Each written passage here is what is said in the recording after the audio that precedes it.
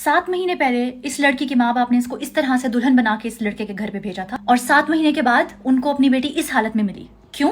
कसूर क्या था? कसूर ये था कि बेटी होने वाली थी। बेटी पैदा हुई नहीं थी, अभी तक होने वाली थी। और ये एक दर्जी था, जिस कैंची से ये कपड़े काटता था उसी कैंची से इसने अपनी बीवी की आंखों में मारा है और इसकी बीवी अंधी हो गई। जब वो हॉस्पिटल पहुंची तो वो अंधी हो चुकी थी, इसकी आंखों से खून आ रहा था।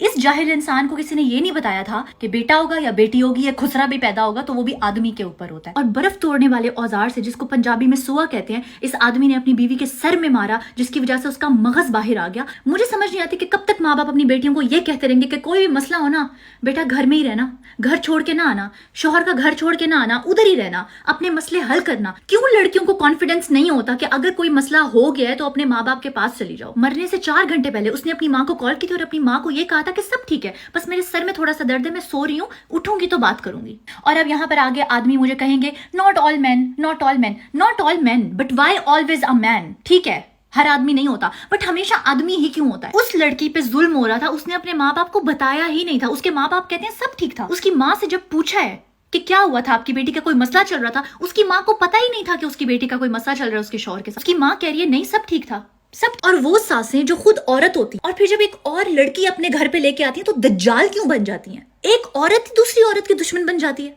इस आदमी को सरेआम फांसी देनी चाहिए, ताकि बाकी सब आदमियों को ये सिग्नल मिले और ये मैसेज मिले कि जब आप किसी की बेटी घर पे लेकर आते हो तो वो लावारिस नहीं होती है और वो आपका खिलौना नहीं होते कि आप उसकी आंखों में छुरे मार के उसको अंधा कर दो, उसका मगज बाहर निकाल दो। ये कौन सी हैवानियत है?